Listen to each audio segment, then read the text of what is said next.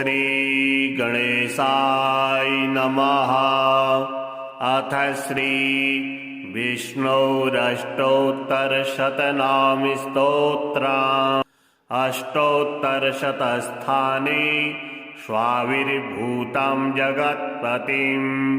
नमामि जगतामीशं नारायणमनन्यधिः। श्रीवैकुण्ठे वासुदेव मामोदेकर्षणाह्वयम् प्रद्युम्नं च प्रमोदाख्ये सम्मोदे चानिरुद्धकम्। सत्यलोके तथा विष्णुं पद्माक्षं सूर्यमण्डले क्षीराब्धौ शेषशयनं श्वेतद्वीपे तु तारकम् नारायणं बदर्याख्ये नैमिषे हरिमव्ययम्। शालग्रामं हरिक्षेत्रे अयोध्यायां रघुत्तमम् मथुरायां बालकृष्णं मायायां मधुसूदनम्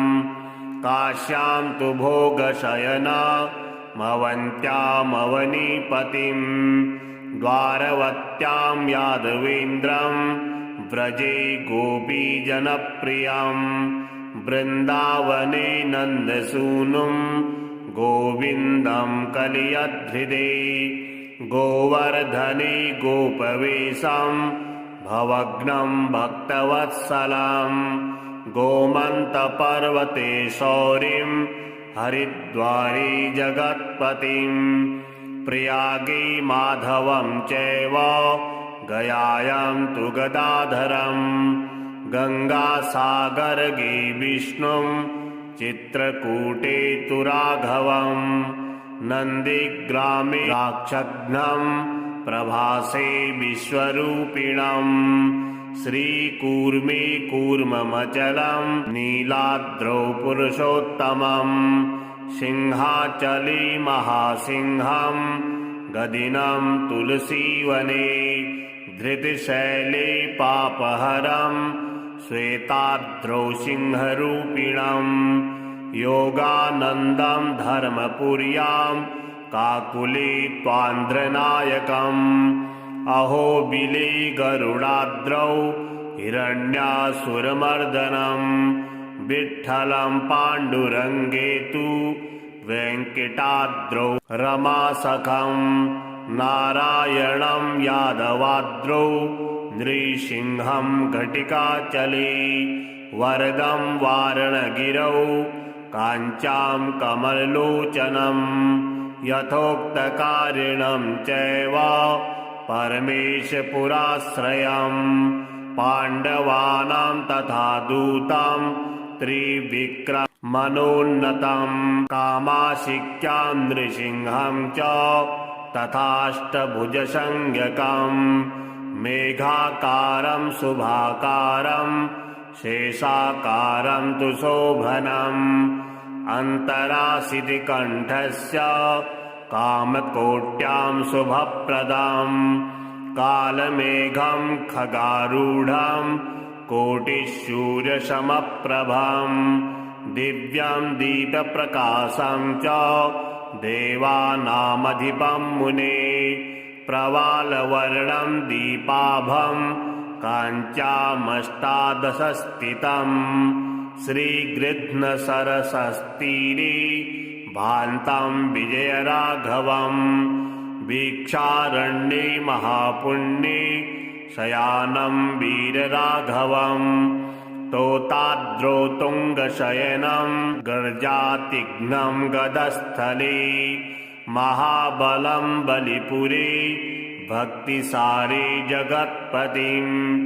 महावराहं श्रीमुष्णे महीन्द्रे पद्मलोचनं श्रीरङ्गे तु जगन्नाथं श्रीधामे जानकीप्रियं शारक्षेत्रे सारनाथं खण्डने हरचापहं श्रीनिवासस्थले पूर्णं सुवर्णं स्वर्णमन्दिरे व्याघ्रपुर्यां महाविष्णुं भक्तिस्थाने तु भक्तिदं श्वेतधृदे शान्तमूर्तिरग्निपुर्यां सुरप्रियां भर्गाख्यं भार्गवस्थाने वैकुण्ठाख्ये तु माधवम् पुरुषोत्तमे भक्तसखं चक्रतीर्थे सुदर्शनम् कुम्भकोणे चक्रपाणिं भूतस्थाने तु सारिङ्गिणम् कपिस्थले गर्जातिघ्नं गोविन्दं चित्रकूटके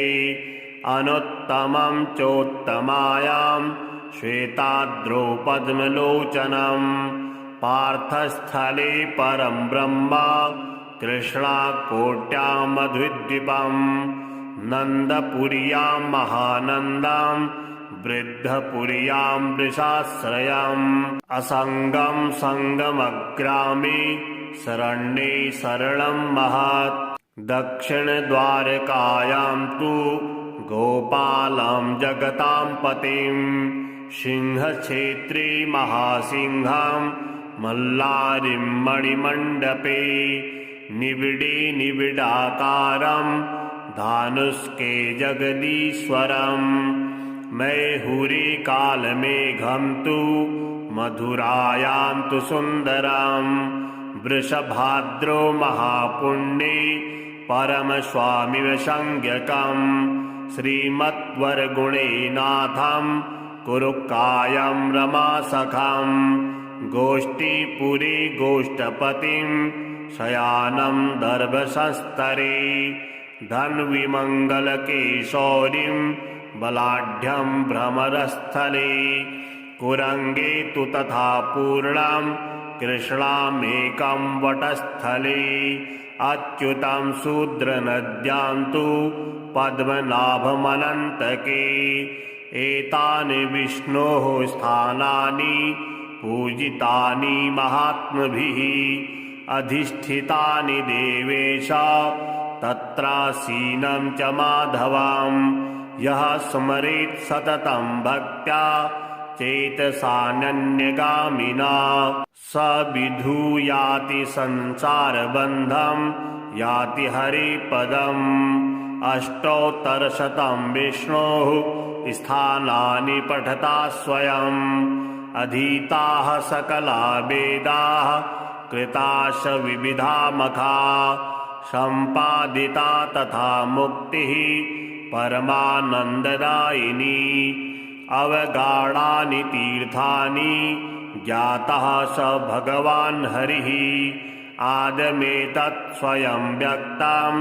विमानं रङ्गसंज्ञकं श्रीमुषलं वेङ्कटाद्रिं च शालग्रामं च नैमिषं तोताद्रिं पुष्करं चैव नरनारायणाश्रमम् अष्टौ मे मूर्तयः सन्ति स्वयं व्यक्ता महीतले अष्टोत्तरशतस्थाने स्वाविर्भूतं जगत्पतिं नमामि जगतामीशं नारायणमनन्यधिः श्रीवैकुण्ठे वासुदेव मामोदे कर्षणाह्वयम् प्रद्युम्नं च प्रमोदाख्ये सम्मोदे चानिरुद्धकम् सत्यलोके तथा विष्णुं पद्माक्षं सूर्यमण्डले क्षीराब्धौ शेषशयनं श्वेतद्वीपे तु तारकम् नारायणं बदर्याख्ये नैमिषे हरिमव्ययम् शालग्रामं हरिक्षेत्रे अयोध्यायां रघुत्तमम् मथुरायां बालकृष्णं मायायां मधुसूदनम् काश्यां तु भोगशयनमवन्त्यामवनीपतिम् द्वारवत्यां यादवेन्द्रं व्रजे गोपीजनप्रियम् वृन्दावने नन्दसूनुं गोविन्दं कलियध्रिदे गोवर्धने गोपवेशं भवघ्नं भक्तवत्सलं गोमन्तपर्वते शौरिं हरिद्वारे जगत्पतिं प्रयागे माधवं चैव गयायां तु गदाधरं गङ्गासागरगे विष्णुं चित्रकूटे तु राघवं नन्दिग्रामे राक्षघ्नं प्रभासे विश्वरूपिणं श्रीकूर्मे कूर्ममचलं नीलाद्रौ पुरुषोत्तमं सिंहाचले महासिंहं गदिनं तुलसीवने धृतशैले पापहरं श्वेताद्रौ सिंहरूपिणं योगानन्दं धर्मपुर्यां काकुले त्वान्ध्रनायकम् अहोबिले गरुडाद्रौ हिरण्यासुरमर्दनं विठ्ठलं पाण्डुरङ्गे तु वेङ्कटाद्रौ रमासखं नारायणं यादवाद्रौ नृसिंहं घटिकाचले वरदं वारणगिरौ काञ्चां कमललोचनं यथोक्तकारिणं चैव परमेशपुराश्रयं पाण्डवानां तथा दूतं त्रिविक्रममनोन्नतं कामाशिक्यां नृसिंहं च तथाष्टभुजसंज्ञकं मेघाकारं शुभाकारं शेषाकारं तु शोभनम् अन्तरासितिकण्ठस्य कामकोट्यां शुभप्रदं कालमेघं खगारूढं कोटिसूर्यसमप्रभं दिव्यं दीपप्रकाशं च देवानामधिपं मुने प्रवालवर्णं दीपाभं काञ्चामष्टादशस्थितं श्रीगृध्नसरसस्तीरे भान्तं विजयराघवं वीक्षारण्ये महापुण्ये शयानं वीरराघवं तोताद्रौ तुङ्गशयनं गर्जातिघ्नं गदस्थले महाबलं बलिपुरे भक्तिसारे जगत्पतिं महावराहं श्रीमुष्णे महीन्द्रे पद्मलोचनं श्रीरङ्गे तु जगन्नाथं श्रीधामे जानकीप्रियं शारक्षेत्रे सारनाथं खण्डने हरचापहं श्रीनिवासस्थले पूर्णं सुवर्णं स्वर्णमन्दिरे व्याघ्रपुर्यां महाविष्णुं भक्तिस्थाने तु भक्तिदं श्वेतधृते शान्तमूर्तिरग्निपुर्यां सुरप्रियां भर्गाख्यं भार्गवस्थाने वैकुण्ठाख्ये तु माधवं पुरुषोत्तमे भक्तसखं चक्रतीर्थे सुदर्शनं कुम्भकोणे चक्रपाणिं भूतस्थाने तु सारिङ्गिणं कपिस्थले गर्जातिघ्नं गोविन्दं चित्रकूटके अनुत्तमं चोत्तमायां श्वेताद्रौ पद्मलोचनं पार्थस्थले परं ब्रह्मा कृष्णाकोट्यां मधुद्वीपं नन्दपुर्यां महानन्दं वृद्धपुर्यां वृषाश्रयम् असङ्गं सङ्गमग्रामे शरण्ये शरणं महत् दक्षिणद्वारकायां तु गोपालं जगतां पतिं सिंहक्षेत्रे महासिंहं मल्लारिं मणिमण्डपे निबिडे निबिडाकारं धानुष्के जगदीश्वरं मैहुरे कालमेघं तु मधुरायां तु सुन्दरं वृषभाद्रो महापुण्ये परमस्वामिवसंज्ञकं श्रीमद्वरगुणे नाथं कुरुकायं रमासखं गोष्ठीपुरे गोष्ठपतिं शयानं दर्भसंस्तरे धन्विमङ्गलकेशौरीं बलाढ्यं भ्रमरस्थले कुरङ्गे तु तथा पूर्णां कृष्णामेकं वटस्थले अच्युतं शूद्रनद्यां तु पद्मनाभमनन्तके एतानि विष्णोः स्थानानि पूजितानि महात्मभिः अधिष्ठितानि देवेश तत्रासीनं च माधवं यः स्मरेत् सततं भक्त्या चेतसानन्यगामिना स विधूयाति संसारबन्धं याति हरिपदम् अष्टोत्तरशतं विष्णोः स्थानानि पठता स्वयम् अधीताः सकला वेदाः कृताश विविधा मखा सम्पादिता तथा मुक्तिः परमानन्ददायिनी अवगाढानि तीर्थानि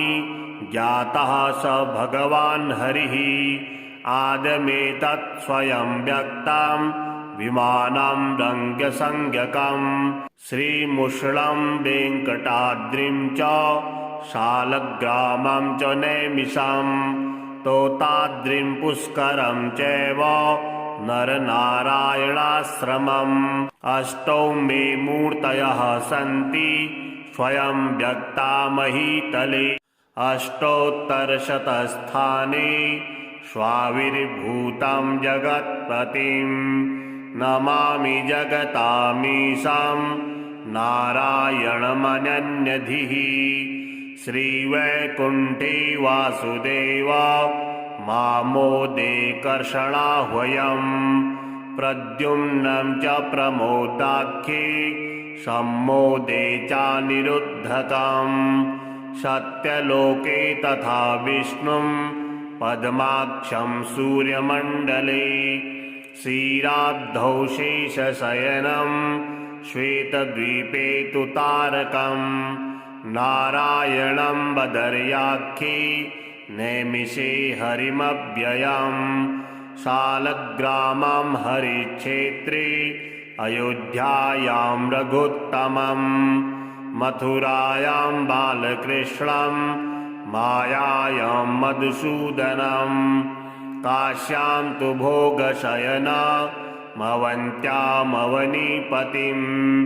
द्वारवत्यां यादवेन्द्रं व्रजे गोपीजनप्रियं वृन्दावने नन्दसूनुं गोविन्दं कलियध्रिदे गोवर्धने गोपवेशं भवघ्नं भक्तवत्सलं गोमन्तपर्वते शौरिं हरिद्वारे जगत्पतिं प्रयागे माधवं चैव गयायां तु गदाधरं गङ्गासागरगे विष्णुं चित्रकूटे तु राघवं नन्दिग्रामे राक्षघ्नं प्रभासे विश्वरूपिणं श्रीकूर्मे कूर्ममचलं नीलाद्रौ पुरुषोत्तमं सिंहाचले महासिंहं गदिनं तुलसीवने धृतशैले पापहरं श्वेताद्रौ सिंहरूपिणं योगानन्दं धर्मपुर्यां काकुले त्वान्द्रनायकम् अहोबिले गरुडाद्रौ हिरण्यासुरमर्दनं विठ्ठलं पाण्डुरङ्गे तु वेङ्कटाद्रौ रमासखं नारायणं यादवाद्रौ नृसिंहं घटिकाचले वरदं वारणगिरौ काञ्चां कमललोचनं यथोक्तकारिणं चैव परमेशपुराश्रयं पाण्डवानां तथा दूतं त्रिविक्रममनोन्नतं कामाशिक्यां नृसिंहं च तथाष्टभुजसंज्ञकं मेघाकारं शुभाकारं शेषाकारं तु शोभनम् अन्तरासितिकण्ठस्य कामकोट्यां शुभप्रदां कालमेघं खगारूढं कोटिसूर्यसमप्रभं दिव्यं दीपप्रकाशं च देवानामधिपं मुने प्रवालवर्णं दीपाभं काञ्चामष्टादशस्थितं श्रीगृध्नसरसस्तीरे भान्तं विजयराघवं वीक्षारण्ये महापुण्ये शयानं वीरराघवं तोताद्रौतुङ्गशयनं गर्जातिघ्नं गदस्थले महाबलं बलिपुरे भक्तिसारे जगत्पतिं महावराहं श्रीमुष्णे महीन्द्रे पद्मलोचनं श्रीरङ्गे तु जगन्नाथं श्रीधामे जानकीप्रियं शारक्षेत्रे सारनाथं खण्डने हरचापहं श्रीनिवासस्थले पूर्णं सुवर्णं स्वर्णमन्दिरे व्याघ्रपुर्यां महाविष्णुं भक्तिस्थाने तु भक्तिदं श्वेतधृते शान्तमूर्तिरग्निपुर्यां सुरप्रियां भर्गाख्यं भार्गवस्थाने वैकुण्ठाख्ये तु माधवं पुरुषोत्तमे भक्तसखं चक्रतीर्थे सुदर्शनं कुम्भकोणे चक्रपाणिं भूतस्थाने तु सारिङ्गिणं कपिस्थले गर्जातिघ्नं गोविन्दं चित्रकूटके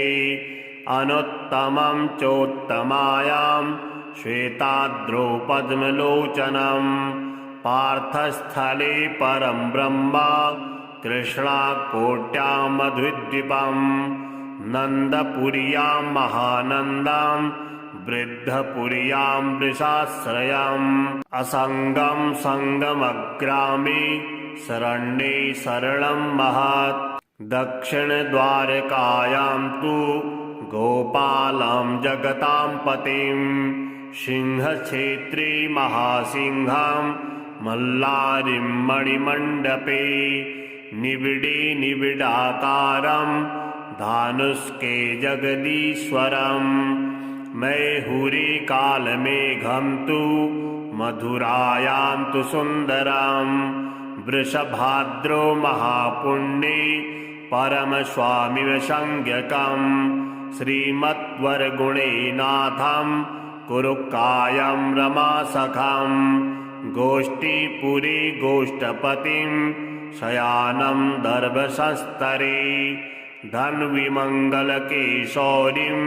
बलाढ्यं भ्रमरस्थले कुरङ्गे तु तथा पूर्णां कृष्णामेकं वटस्थले अच्युतं शूद्रनद्यां तु पद्मनाभमनन्तके एतानि विष्णोः स्थानानि पूजितानि महात्मभिः अधिष्ठितानि देवेश तत्रासीनं च माधवं यः स्मरेत् सततं भक्त्या चेतसानन्यगामिना स विधूयाति संसारबन्धं याति हरिपदम् अष्टोत्तरशतं विष्णोः स्थानानि पठता स्वयम् अधीताः सकला वेदाः कृताश विविधा मखा सम्पादिता तथा मुक्तिः परमानन्ददायिनी अवगाढानि तीर्थानि ज्ञातः स भगवान् हरिः आदमेतत् स्वयं व्यक्तं विमानं रङ्गसंज्ञकं श्रीमुष्णं वेङ्कटाद्रिं च शालग्रामं च नैमिषं तोताद्रिं पुष्करं चैव नरनारायणाश्रमम् अष्टौ मे मूर्तयः सन्ति स्वयं व्यक्ता महीतले अष्टोत्तरशतस्थाने स्वाविर्भूतं जगत्पतिं नमामि जगतामीशं नारायणमनन्यधिः श्रीवैकुण्ठे वासुदेव मामोदे कर्षणाह्वयम् प्रद्युम्नं च प्रमोदाख्ये सम्मोदे चानिरुद्धकम् सत्यलोके तथा विष्णुं पद्माक्षं सूर्यमण्डले क्षीराब्धौ शेषशयनं श्वेतद्वीपे तु तारकं नारायणं बदर्याख्ये नैमिषे हरिमव्ययम् शालग्रामं हरिक्षेत्रे अयोध्यायां रघुत्तमम् मथुरायां बालकृष्णं मायायां मधुसूदनं काश्यां तु भोगशयनमवन्त्यामवनीपतिं द्वारवत्यां यादवेन्द्रं व्रजे गोपीजनप्रियं वृन्दावने नन्दसूनुं गोविन्दं कलियध्रिदे गोवर्धने गोपवेशं भवघ्नं भक्तवत्सलं गोमन्तपर्वते शौरिं हरिद्वारे जगत्पतिं प्रयागे माधवं चैव गयायां तु गदाधरं गङ्गासागरगे विष्णुं चित्रकूटे तु राघवं नन्दिग्रामे राक्षघ्नं प्रभासे विश्वरूपिणं श्रीकूर्मे कूर्ममचलं नीलाद्रौ पुरुषोत्तमं सिंहाचले महासिंहं गदिनं तुलसीवने धृतशैले पापहरं श्वेताद्रौ सिंहरूपिणं योगानन्दं धर्मपुर्यां काकुले त्वान्ध्रनायकम् अहोबिले गरुडाद्रौ हिरण्यासुरमर्दनं विठ्ठलं पाण्डुरङ्गे तु वेङ्कटाद्रौ रमासखं नारायणं यादवाद्रौ नृसिंहं घटिकाचले वरदं वारणगिरौ काञ्चां कमललोचनं यथोक्तकारिणं चैव परमेशपुराश्रयं पाण्डवानां तथा दूतं त्रिविक्रममनोन्नतं कामाशिक्यां नृसिंहं च तथाष्टभुजसंज्ञकं मेघाकारं शुभाकारं शेषाकारं तु शोभनम् अन्तरासितिकण्ठस्य कामकोट्यां शुभप्रदं कालमेघं खगारूढं कोटिसूर्यसमप्रभं दिव्यं दीपप्रकाशं च देवानामधिपं मुने प्रवालवर्णं दीपाभं काञ्चामष्टादशस्थितं श्रीगृध्नसरसस्तीरे भान्तं विजयराघवं वीक्षारण्ये महापुण्ये शयानं वीरराघवं तोताद्रौ तुङ्गशयनं गर्जातिघ्नं गदस्थले महाबलं बलिपुरे भक्तिसारे जगत्पतिं महावराहं श्रीमुष्णे महीन्द्रे पद्मलोचनं श्रीरङ्गे तु जगन्नाथं श्रीधामे जानकीप्रियं शारक्षेत्रे सारनाथं खण्डने हरचापहं श्रीनिवासस्थले पूर्णं सुवर्णं स्वर्णमन्दिरे व्याघ्रपुर्यां महाविष्णुं भक्तिस्थाने तु भक्तिदं श्वेतधृदे शान्तमूर्तिरग्निपुर्यां सुरप्रियां भर्गाख्यं भार्गवस्थाने वैकुण्ठाख्ये तु माधवं पुरुषोत्तमे भक्तसखं चक्रतीर्थे सुदर्शनं कुम्भकोणे चक्रपाणिं भूतस्थाने तु सारिङ्गिणम् कपिस्थले गर्जातिघ्नं गोविन्दं चित्रकूटके अनुत्तमं चोत्तमायां श्वेताद्रौ पद्मलोचनं पार्थस्थले परं ब्रह्म कृष्णाकोट्यां मधुद्वीपं नन्दपुर्यां महानन्दं वृद्धपुर्यां वृषाश्रयम् असङ्गं सङ्गमग्रामे शरण्ये शरणं महत् दक्षिणद्वारकायां तु गोपालं जगतां पतिं सिंहक्षेत्रे महासिंहं मल्लारिं मणिमण्डपे निबिडे निबिडाकारं धानुष्के जगदीश्वरम् मैहुरे कालमेघं तु मधुरायां तु सुन्दरं वृषभाद्रो महापुण्ये परमस्वामिवसंज्ञकं श्रीमद्वरगुणे नाथं कुरुकायं रमासखं गोष्ठीपुरे गोष्ठपतिं शयानं दर्भसंस्तरे धन्विमङ्गलकेशौरीं बलाढ्यं भ्रमरस्थले कुरङ्गे तु तथा पूर्णां कृष्णामेकं वटस्थले अच्युतं शूद्रनद्यां तु पद्मनाभमनन्तके एतानि विष्णोः स्थानानि पूजितानि महात्मभिः अधिष्ठितानि देवेश तत्रासीनं च माधवं यः स्मरेत् सततं भक्त्या चेतसानन्यगामिना स विधूयाति संसारबन्धं याति हरिपदम् अष्टोत्तरशतं विष्णोः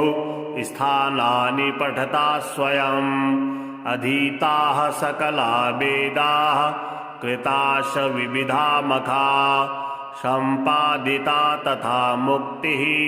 परमानन्ददायिनी अवगाढानि तीर्थानि ज्ञातः स भगवान् हरिः आदमेतत् स्वयं व्यक्तं विमानं रङ्गसंज्ञकं श्रीमुषलं वेङ्कटाद्रिं च शालग्रामं च नैमिषं तोताद्रिं पुष्करं चैव नरनारायणाश्रमम् अष्टौ मे मूर्तयः सन्ति स्वयं व्यक्ता महीतले अष्टोत्तरशतस्थाने स्वाविर्भूतं जगत्पतिं नमामि जगतामीशं नारायणमनन्यधिः श्रीवैकुण्ठे वासुदेव मामोदे कर्षणाह्वयम् प्रद्युम्नं च प्रमोदाख्ये सम्मोदे चानिरुद्धकम् सत्यलोके तथा विष्णुं पद्माक्षं सूर्यमण्डले क्षीराब्धौ शेषशयनं श्वेतद्वीपे तु तारकं नारायणं बदर्याख्ये नैमिषे हरिमव्ययम् शालग्रामं हरिक्षेत्रे अयोध्यायां रघुत्तमं मथुरायां बालकृष्णं मायायां मधुसूदनं काश्यां तु भोगशयनमवन्त्यामवनीपतिं द्वारवत्यां यादवेन्द्रं व्रजे गोपीजनप्रियं वृन्दावने नन्दसूनुं गोविन्दं कलियध्रिदे गोवर्धने गोपवेशं भवघ्नं भक्तवत्सलं गोमन्तपर्वते शौरिं हरिद्वारे जगत्पतिं प्रयागे माधवं चैव गयायां तु गदाधरं गङ्गासागरगे विष्णुं चित्रकूटे तु राघवं नन्दिग्रामे राक्षघ्नं प्रभासे विश्वरूपिणम् श्रीकूर्मे कूर्ममचलम् नीलाद्रौ पुरुषोत्तमम् सिंहाचले महासिंहम् गदिनं तुलसीवने धृतशैले पापहरम् श्वेताद्रौ सिंहरूपिणम् योगानन्दं धर्मपुर्यां काकुले त्वान्ध्रनायकम् अहोबिले गरुडाद्रौ हिरण्यासुरमर्दनम् विठ्ठलं पाण्डुरङ्गे तु वेङ्कटाद्रौ रमासखम् नारायणं यादवाद्रौ नृसिंहं घटिकाचले वरदं वारणगिरौ काञ्चां कमललोचनं यथोक्तकारिणं चैव परमेशपुराश्रयम् पाण्डवानां तथा दूतं त्रिविक्रममनोन्नतं कामाशिक्यां नृसिंहं च तथाष्टभुजसंज्ञकम् मेघाकारं शुभाकारं शेषाकारं तु शोभनम् अन्तराशितिकण्ठस्य कामकोट्यां शुभप्रदम् कालमेघं खगारूढं कोटिसूर्यसमप्रभम् दिव्यं दीपप्रकाशं च देवानामधिपं मुने प्रवालवर्णं दीपाभं काञ्चामष्टादशस्थितं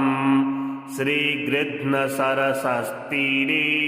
भान्तं विजयराघवम् वीक्षारण्ये महापुण्ये शयानं वीरराघवम् तोताद्रौ तुङ्गशयनं गर्जातिघ्नं गदस्थले महाबलं बलिपुरे भक्तिसारे जगत्पतिं महावराहं श्रीमुष्णे महीन्द्रे पद्मलोचनं श्रीरङ्गे तु जगन्नाथं श्रीधामे जानकीप्रियं शारक्षेत्रे सारनाथं खण्डने हरचापहम् श्रीनिवासस्थले पूर्णं सुवर्णं स्वर्णमन्दिरे व्याघ्रपुर्यां महाविष्णुं भक्तिस्थाने तु भक्तिदं श्वेतधृते शान्तमूर्तिरग्निपुर्यां सुरप्रियां भर्गाख्यं भार्गवस्थाने वैकुण्ठाख्ये तु माधवम् पुरुषोत्तमे भक्तसखं चक्रतीर्थे सुदर्शनम् कुम्भकोणे चक्रपाणिं भूतस्थाने तु सारिङ्गिणम्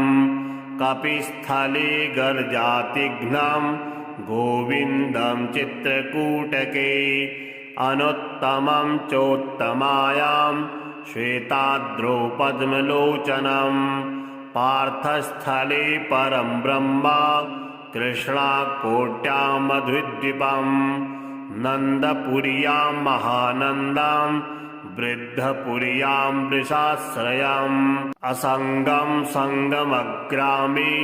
शरण्ये शरणं महत् दक्षिणद्वारकायां तु गोपालं जगतां पतिं सिंहक्षेत्रे महासिंहं मल्लारिं मणिमण्डपे